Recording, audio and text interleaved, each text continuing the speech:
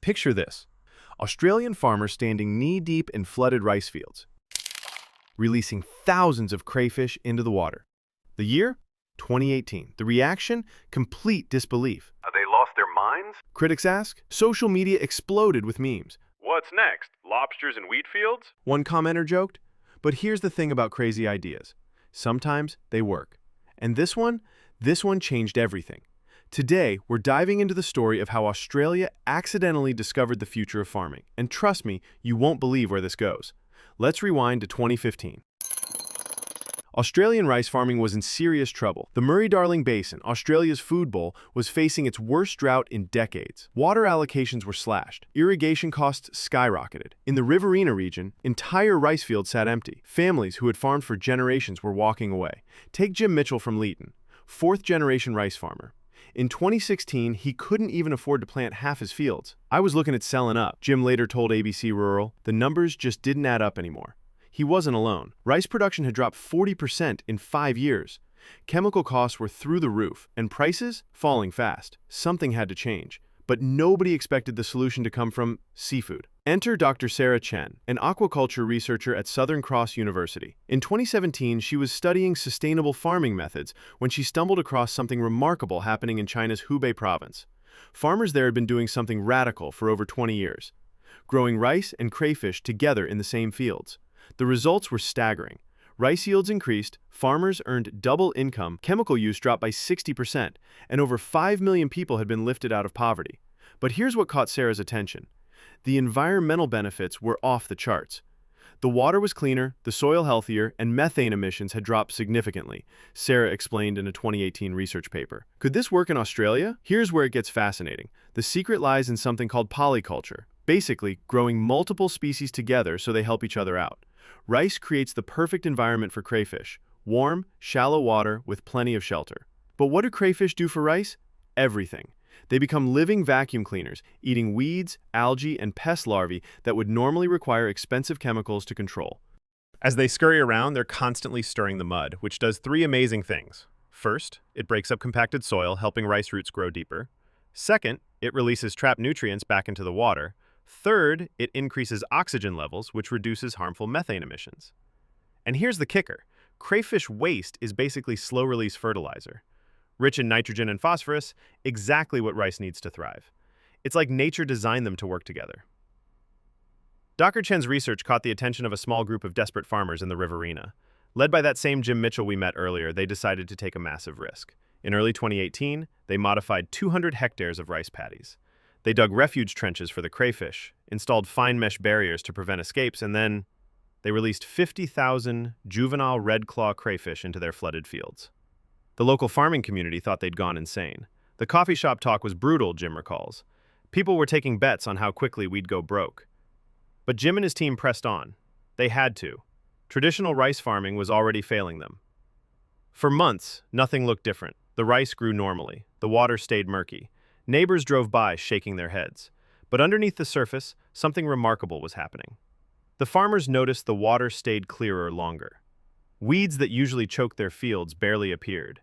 Insect pests that typically required 3 chemical treatments, nearly gone. Dr. Chen's team was taking water samples every week. The results were encouraging.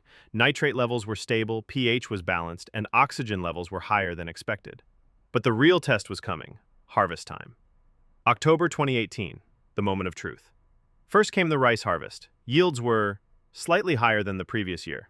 Not dramatically, but considering they'd used 40% fewer chemicals, it was impressive. But then came the surprise: the crayfish harvest.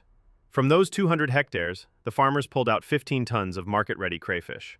Premium quality, bright red shells, firm, sweet meat.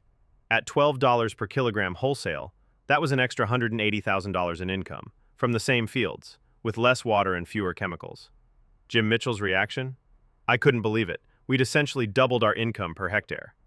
Word spread quickly through the tight-knit farming community. Restaurant buyers from Sydney and Melbourne started calling. Ricefield crayfish became a menu novelty that customers loved.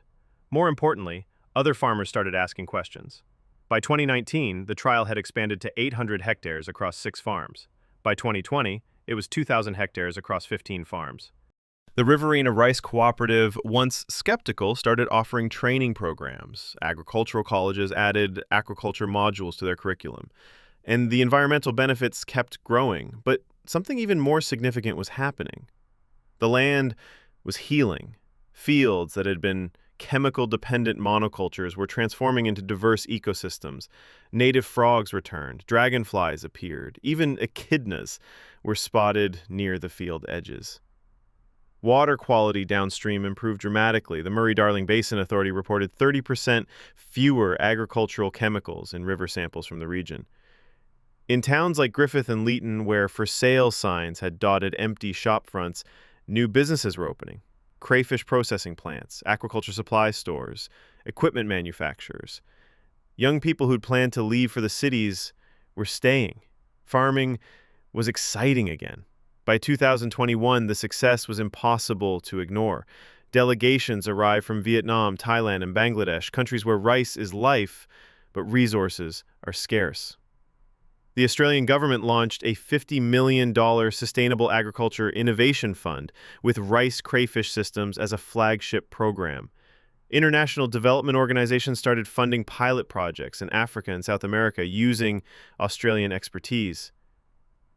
Jim Mitchell, the farmer who almost gave up, found himself speaking at conferences in Rome, Bangkok, and Mexico City. 3 years ago, I was ready to quit farming, he told a UN Food and Agriculture Summit. Now, I'm teaching the world how to farm better. Let's be honest, it hasn't been perfect. Some farmers struggled with the transition. Crayfish farming requires different skills than traditional rice growing. Water management becomes more complex. Initial setup costs can be high. There were failures, too. Early attempts in South Australia didn't work due to different soil conditions. Some farmers lost crayfish to bird predation before they installed proper netting, and environmental concerns remain. Critics worry about escaped crayfish affecting native ecosystems, though red-claw crayfish are actually native to northern Australia. But the successes far outweigh the setbacks. Here's what 5 years of data shows. Rice yields up 15% on average. Water usage down 25%. Chemical inputs down 60%. Farmer income up 80%. Greenhouse gas emissions down 35%. Over 5,000 hectares are now using rice crayfish systems across Australia. That's produced over 800 tons of sustainable protein annually while maintaining rice production. The economic impact? Over $200 million in additional rural income since 2018.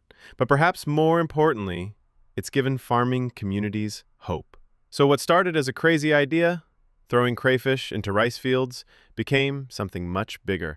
It became proof that the solutions to our biggest challenges might not come from high-tech labs or billion-dollar corporations. Sometimes they come from farmers willing to try something different. From researchers willing to look beyond conventional wisdom. From communities willing to embrace change. The rice crayfish revolution isn't just about farming. It's about rethinking our relationship with nature.